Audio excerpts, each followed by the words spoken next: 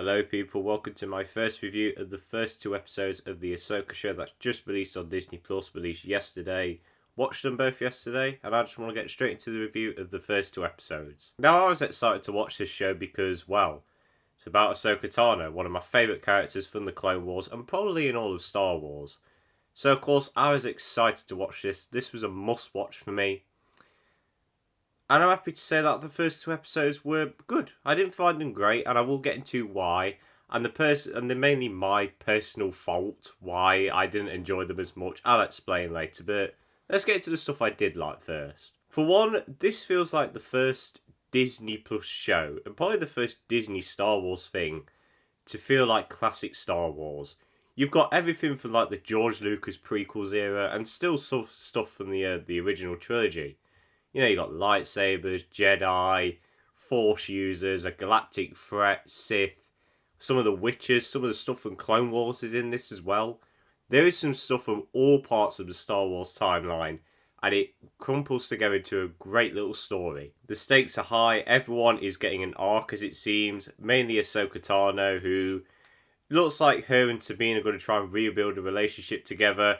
I didn't know personally, because I haven't seen Rebels, that Sabine was trained to be a Jedi with her. I did not know that at all. So, knowing that I've got that context now, I'd like to see Sabine try and become a Jedi in the later episodes. We'll see what her arc comes to in the end, though. And the villains in this haven't been super interesting yet, but I'm pretty sure we're going to get more context in the future. But Ray Stevenson, who unfortunately died, this is probably going to be the last thing he's in his career. Rest in peace to him. He was really good in this. I'm not even kidding. He was brilliant in this. He plays a character that's really interesting. You get little bits of backstory from him, not too much. We don't know his full motivation yet, but as I said, we've still got more episodes to go through. But at the moment, he's interesting. And him and his apprentice are good villains that could face off against Ahsoka, bring a really good challenge to her, and probably Sabine as well. And also the performances from the other cast are really good as well. Rosario Dawson is good as Ahsoka, but I do have a little problem with how she portrays the character. I'll explain that later in the video, though. Natasha Liu Bordizzo, I'm sorry if I said that wrong. She plays Sabine anyway. Yeah, she was really good in this.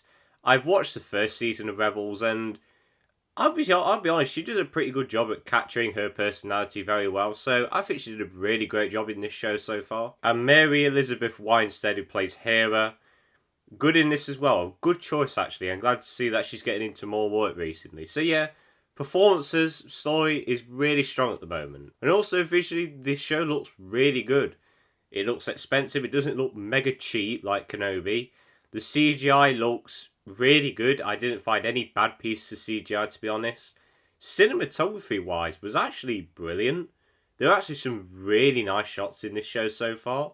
So overall, visually, acting wise, story wise, the show is doing very well at the moment. But the show does come with flaws that, if you haven't watched stuff like Rebels and maybe in later episodes The Mandalorian, which shockingly I know I haven't watched as well, you're going to get confused. There's some parts of this story already which I'm already confused about. What's happened to Ezra? I didn't really know what happened to him. They say he's disappeared somewhere. Where's he gone? What happened? I don't know.